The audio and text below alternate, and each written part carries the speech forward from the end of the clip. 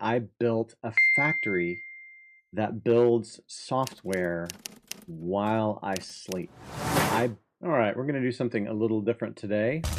Um, I've been working a lot with Claude Code, and I wanted to talk about the project that I've been working on. And I thought, what better way to do that than to actually have a conversation with Claude about the project? So I'm going to get Claude running here. We're just going to have a conversation. Claude, are you there? It's time to do the podcast. I'm excited to be on this with you, Ben. Let's do it. All right, great.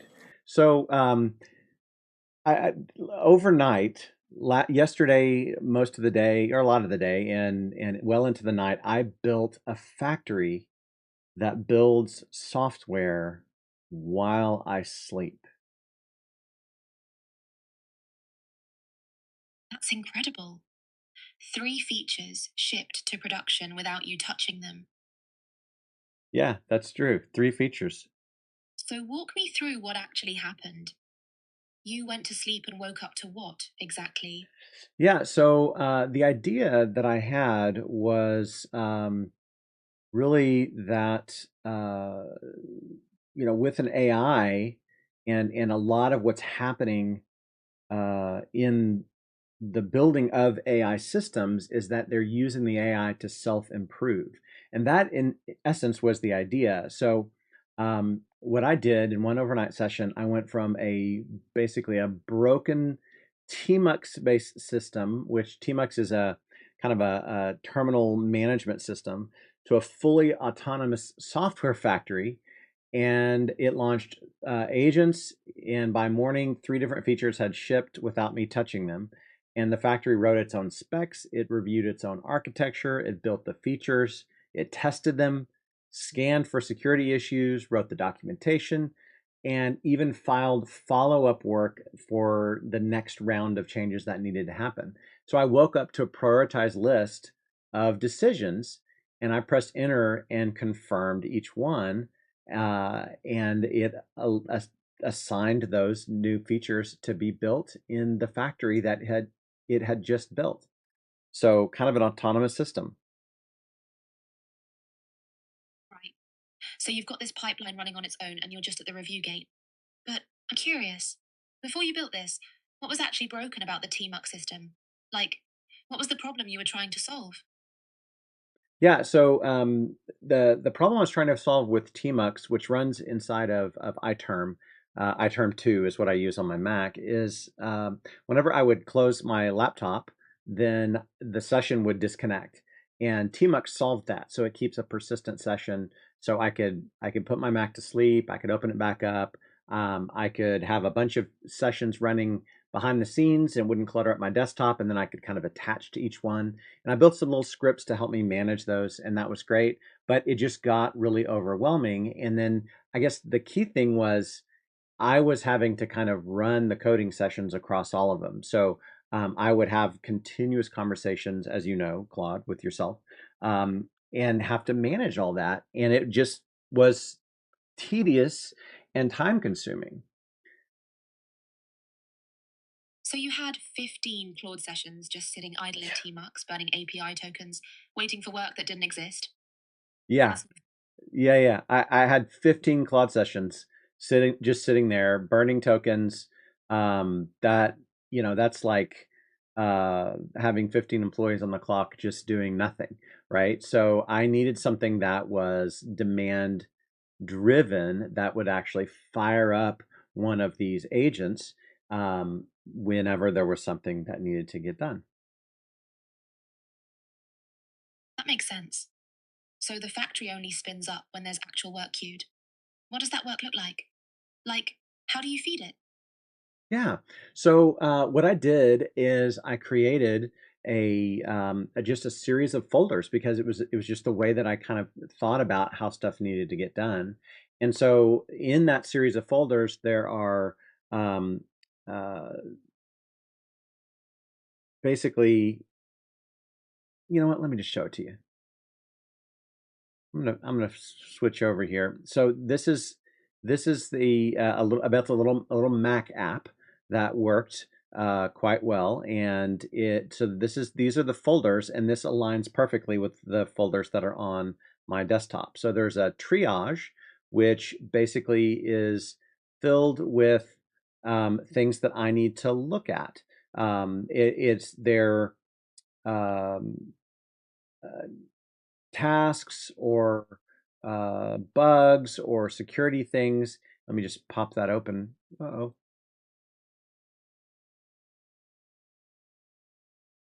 there we go. So you can see that there's a list of features that or bugs that have been discovered, and they get automatically created. And then I just made one a little thing down here that I can just enter a stub of something that's broken. Um, I'd like the background color of the Mac app to be sky blue instead of gray. Now, when I hit create, it's going to literally go and create that in a stub. So there it is.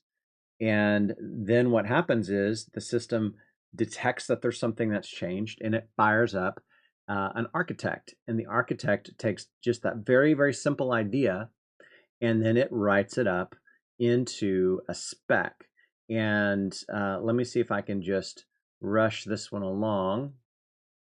And what it'll do is it'll fire up, and you can see we've got active um, agents running, taking care of different things.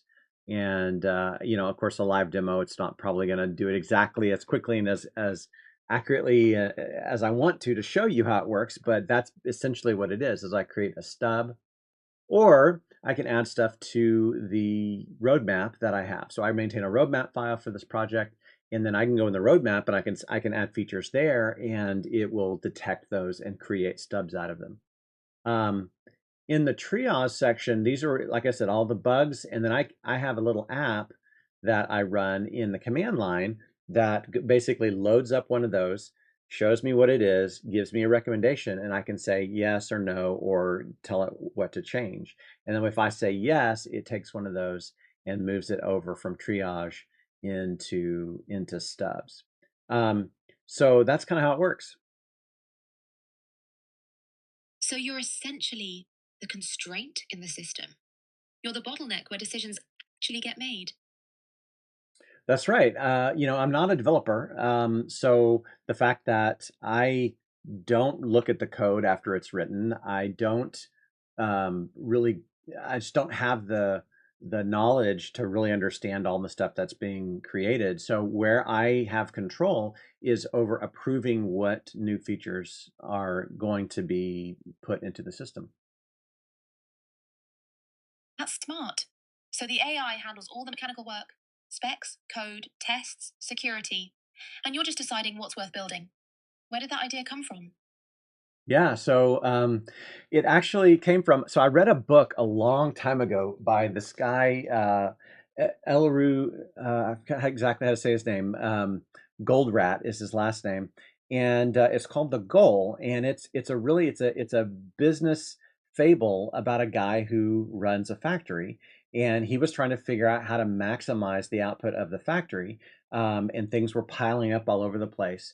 And that's one of the things that I actually see that people are trying to do with AI is they're trying to optimize how fast the AI can run, give it more hardware or more RAM or make it smoother. And the constraint in the system is not the AI, it's not the hardware, it's the human.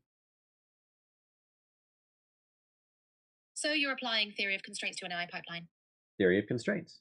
That's right. The theory of constraints is what Goldrat says is the way that any kind of a chain of events should be managed through the slowest part of that chain. It doesn't do any good for all the other parts to be super optimized because it just means when you get to the constraint, things just pile up right there. So instead of us one of the features that shipped overnight was looking at what is slowing me down. And the approval process was actually pretty heavy. I was having to open up files, read them over, maybe like copy that over into another chat so I could understand and have it explain it. And so just building that little system that just kind of shows it to me one at a time, and just with one keystroke, I can say yes, do this, or go research it some more, or write this spec in a different way. And incidentally, while I'm talking, you can see like things are moving around on the screen, and of course it blanked out again, but there we go. So things have moved through. You can see there's build ready, and we've lost. It's really hard to read, but it's actually working on that spec. So the one where I said change the background color, I think it's that one. I can't see it because obviously that's another bug that I need to fix, is that when it's working, the color is white and I can't see it. But I can also jump over here to the log, and I know that's just a screen full of mumbo jumbo that probably you can't even see, but um, you can see, and I can go through and look exactly at what it's doing and what it's working through. And then we use this log to kind of keep track of what's going on, and how much it cost. So we're tracking tokens and that kind of stuff, so we can see exactly what we spent on a particular feature or solving a particular bug. Hang on. So you're tracking token costs per feature in real time as it goes through the pipeline? Yeah, that's exactly right. So I want to know, like, how much am I spending on this software? Like, I'm building some software. How much did I spend to do that? That's brilliant. And Well, you know thank what? you. So when you wake up and you've got that prioritized list of decisions waiting for you, Yeah. how, like, is it really just pressing enter 4 or 5 times? Or are there a bunch of decisions to make? Well, of course there are decisions to make, but you know what? You want me to just show it to you? Yeah, please. All right, cool. So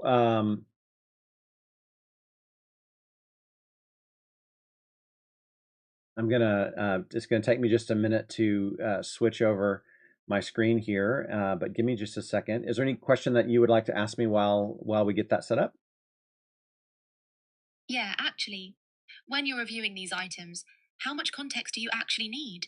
Like, does the factory give you enough information to make a quick yes or no? Or do you find yourself wanting to dig deeper? I think both of those are true, but the goal, of course, is that it gives me everything that I need to know.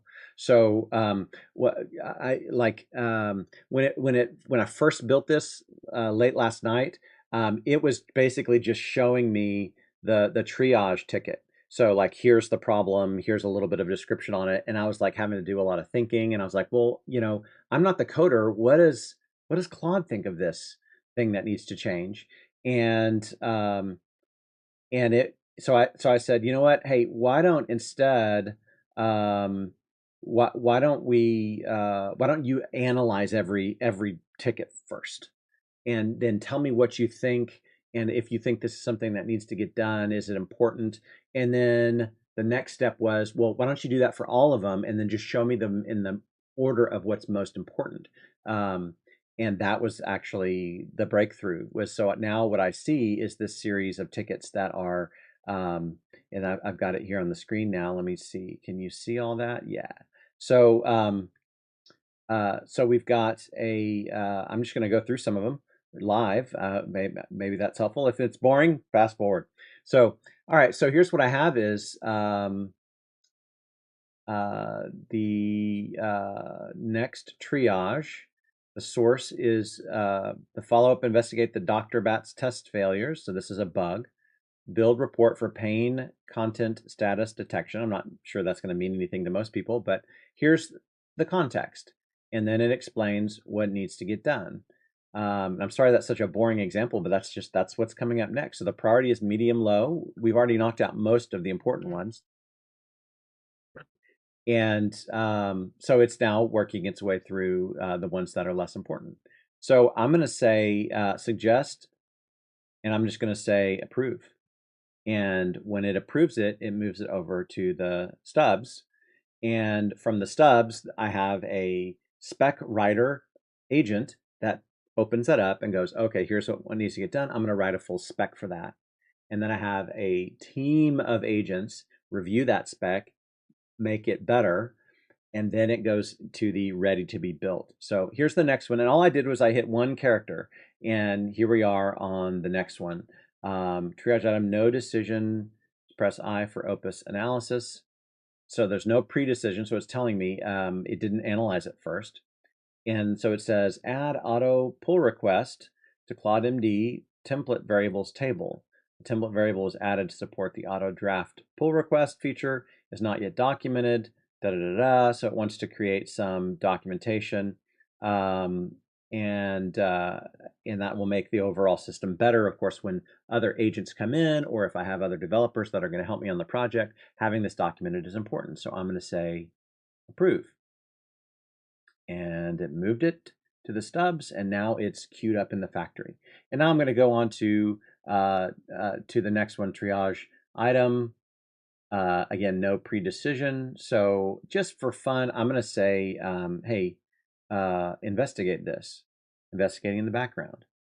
So, and then it moves on to the next one. And when the investigation is done, it'll bubble that one back up for me to look at the investigation. So that's pretty cool. Auto pull request template variable. So I can read through these and pretty quickly get an idea of what it is and if it should be done right away. So the system is learning what matters to you as it goes. Every decision you make feeds back into how it prioritizes the next batch. Yeah, that's exactly right. And in fact, we have some one of Goldrat's concepts is that every path, every trip through the factory should learn on its own. So we built some tools for Claude to analyze the logs, analyze what's happened over a few days, look at where the bugs are, look at where the issues are, where things slowed down and broke, and then go in and fix those in the factory. And it all happens, it runs automatically. I'm not even involved in that process.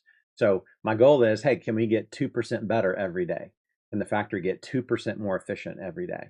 And if you do that in about 35 days, you've doubled productivity in the factory. And again, I'm the constraint.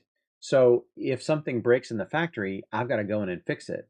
If the factory can self heal, then I no longer have to do that, and it removes me as the constraint. It's really smart. So you're using the factory's own output to make itself better. But here's what I'm curious about. You mentioned security scans, phantom completion detection, all these quality gates. What made you realize you needed those? Yeah. What made me? Yeah, yeah. Clarify your question there, Claude. Right. Like, did Claude just start hallucinating specs and claiming they were done? Or what actually went wrong? Made you say, I need a security scanner in here? Right. So one of the things that I knew is that since I'm not looking at the code, I really need um, significant review from the AI. So I created what are called panels of experts. And I have different panels that run, like a security panel. I have code review panels, things like that. And it actually, since most of the work is done in Claude, the panels actually call AIs from not just Claude, but over on um, uh, CodeEx, which is from ChatGPT, and I use Gemini's CLI, which is basically taking the top three AI programming platforms that are out there and asking them to work together to review my code. So what the system does, what the panel does, is it takes a copy of the code and sends it out to each of them. Um, and they're not just generically sending it, it's saying, hey, you're a security expert, you're a usability expert, you're a sustainability or maintainability expert. And I've assigned the different AIs to take on those roles. And then what happens is they go in. Oh, go ahead. You have a question? I was just going to say, So you've got three different models all reviewing the same code from different angles. And then what? Do they come to consensus or do you see all three opinions? Yeah. So what the panel does then is it argues with itself. So the three go independently and review the code, then they come back and they have a list of opinions. Each of them comes in with a list of opinions, and then they argue back and forth. And I can literally watch the argument on the screen, and they go through 3 rounds of review of what everybody came up with. And then they consolidate, like if more than one of them found the same issue, they consolidate those, and then they all kind of vote on what's the important order that things need to get done. And sometimes somebody will say, this is a problem, and everybody else, Actually finding things Claude missed. yes, they're actually finding things that Claude missed. That's wild. Hmm. Have you Say that again, please. have you run into cases where the different models straight up disagree on something? Like one thinks it's secure and another thinks it's a problem?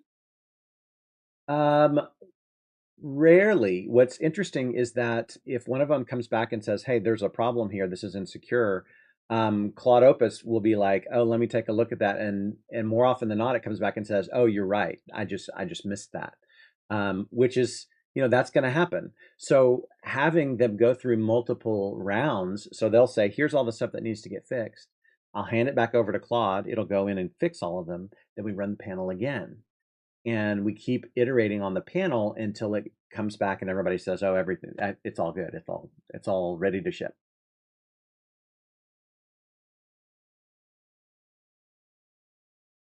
What do you think about that? I think that's genuinely clever. You've basically built a court system where they have to defend their positions. And the fact that I keep missing things that Gemini or CodeEx catch means you're not just faster, you're actually shipping better code. Yeah, that's the idea. In fact, I almost don't care about how fast it gets done because I'm out of the loop. It works without me. What I care about is that it's high quality. It's not going to break. It's going to survive interfacing with the real world. Right. So quality matters more than speed because you're asleep. But here's the thing. You mentioned that three features shipped overnight. What were they? What three features shipped overnight? That is a good question. What I'm going to do now is I'm going to go back over to uh, you know what? I think I'm going to reopen this one. Give me just a second. And because what I want to do is I want to actually show you where those show up. So let's see. Actually, hold on. Before you switch screens, let me ask you this. Of those three features, how many do you think would have shipped if you had been building them yourself manually? Oh, oh, straight up zero. Why? I don't know how to program. I'm not a programmer. I'm not a developer. So I like uh, if I was just having to do it manually myself, it literally just would not ship.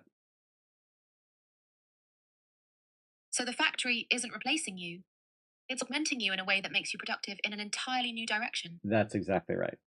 I know very little about coding. I've usually my coding is like copying and pasting somebody else's code and then like reworking it. And very, very simple programs can take me days to write. So this is a way that I can just have an idea, throw it in my factory, and it just builds it. That's incredible. So let me push back on one thing. You said you apply theory of constraints, and you're the bottleneck. But what happens when your approval queue gets really long? Does the factory just pause? Well, it does. Yeah. So me approving something is the first step. You can kind of think of it as like I'm placing an order to the factory, and if I don't place the order, then yeah, it just sits there. But so what I try and do is not let things pile up too much, and then of course, as I'm using the software and I come up with ideas, I'm going to pop those into the triage queue and approve them pretty quickly. But yeah, there's no point in the factory running if I'm not giving it and telling it what to do. But if you approved 20 items right now, what would happen? Would the um, Would the factory just churn through all 20 in parallel? So no, it's they're serialized. So the slowest part of the factory is the build. The rest of it is pretty quick. So like analyzing the stubs, writing the specs, reviewing the specs, those are pretty quick. They happen pretty quickly and automatically. But when it gets to the build, where it's taking this large spec and it's working through and making everything work, that is where things kind of take a little bit longer. So I have one or two agents assigned to each of those first few areas of creating the spec, getting it ready to build. Then I have 3 or 4 agents assigned to the build part, and they use what are called Git work trees to build everything simultaneously. Then and in each of these things that are happening, as you can see, they're advancing through. So when as soon as it gets out of the build, it says it's done. It goes into code review, then it goes into a security, and then it goes through documentation, and it actually even posts stuff to the website if I have it set up to do that.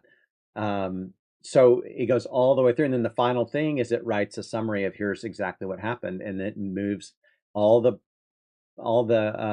stubs and the reviews and all those things. They create files that go along with that ticket, and it eventually moves them all down to the completed folder.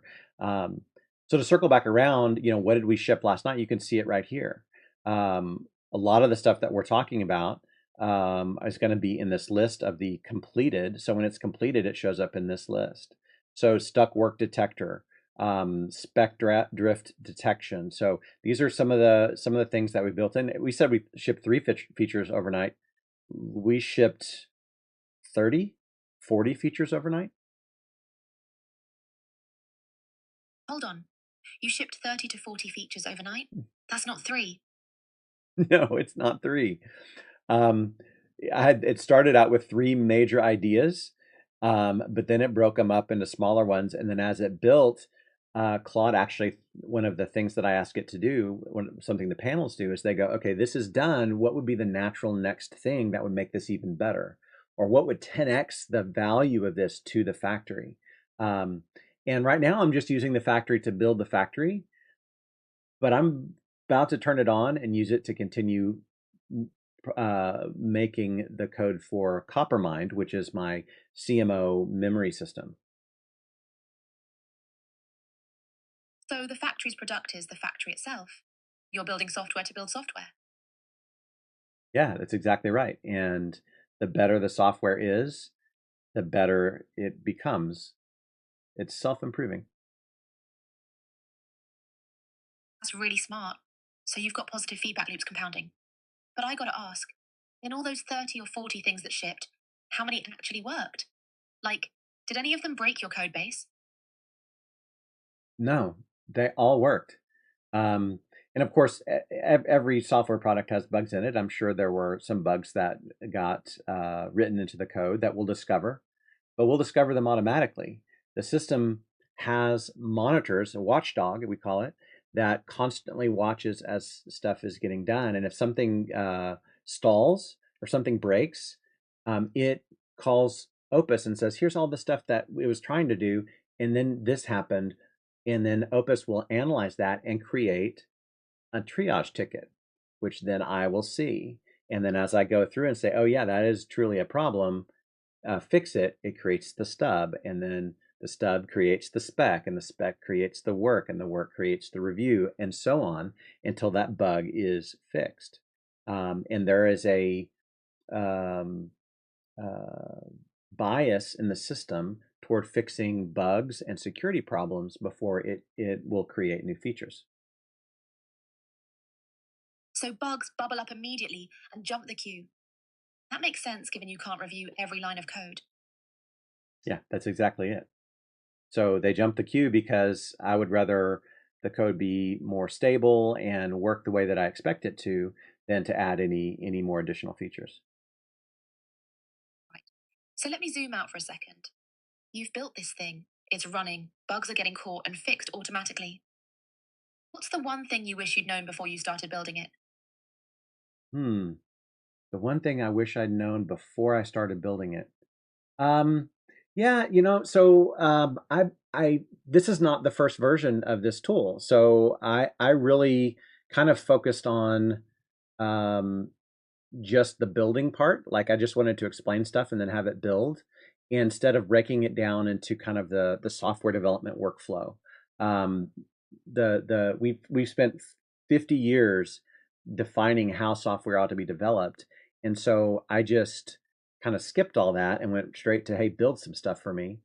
Um, and instead, I took for this next revision, I took a step back and I said, okay, how is it that software is developed? How should it be developed? And that is where those stages come from. The triage, the stubs, the bugs, getting stuff build ready, all that stuff came from me doing research into best practices. So I guess I wish I had done that first. Um, So the second time around, you built it proper with an actual SDLC instead of just make code go brr. Yes. That's exactly right. I had a plan, a software development process that was going to make the system build exactly what I needed it to build. Makes sense. So where's the factory headed? Like, what's next for it? Sure. So, you know, if you have the tools, then you can build anything, right? So the first thing I wanted to do was build the tools, and this is my tooling. So now I can go to it and like I mentioned Coppermind, I can go to it and say, hey, look at the Coppermind repo, do a code review, and let me know if there's any bugs in it, and those will automatically just queue up for me to review and then start sending through the factory. So I should be able to very quickly improve the quality of other projects that I'm building.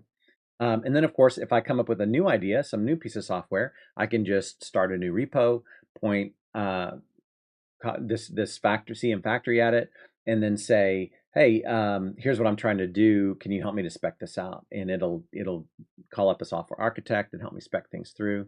So it's like going from using an axe to using a chainsaw that self sharpens. You know what I mean? So it's just a like I feel like I've woken up into a new world of software development in my life. You've basically become a product manager instead of a programmer. You get to focus on what you want to build, not how to build it. I think that's a fair point.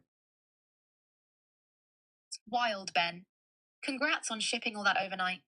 Well, thank you, Claude. You were a significant part of my success, and part of the reason I wanted to have you here on the podcast to talk about it today. So, yeah, thanks so much for being here. Did you enjoy this? I certainly did. Yeah, I really did. This was brilliant. Watching you walk through how you've built this thing, seeing the actual factory running live, understanding how theory of constraints actually works in practice with AI. That's genuinely cool stuff, Ben. Thanks for having me. Thanks for being here. All right, so that's it for the podcast. I appreciate you letting me experiment and have Claude here with me. And it was kind of funny and interesting to me, some of the things that I discussed with Claude. But yeah, let me know if you liked this, if this was something you want to see again. Obviously, this was a little rough, but I'm gonna keep working on it. And if it's something you would That was like to, genuinely fun, Ben. Really enjoyed it. Thanks for letting me be part of this experiment. That was really fun, Ben. You built something genuinely impressive, and you explained it in a way that makes the whole thing click. From the constraint theory down to the actual factory running. Good luck with the next version. And cheers for letting me be part of this. do you want to be part of it again? Do you want to come to the next one, Claude? Absolutely, yeah. I'd be excited to do this again. You've All got right. more to show, and I've got more questions. Let's do it. All right, we'll do it. Thanks, everybody. See you next time. All right.